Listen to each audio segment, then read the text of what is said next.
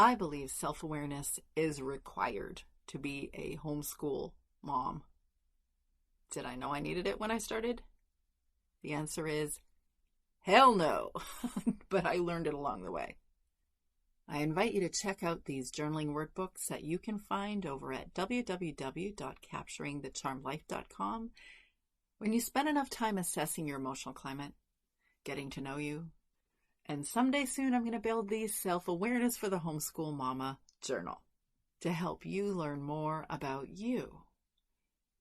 Answer these questions with your journal and pen.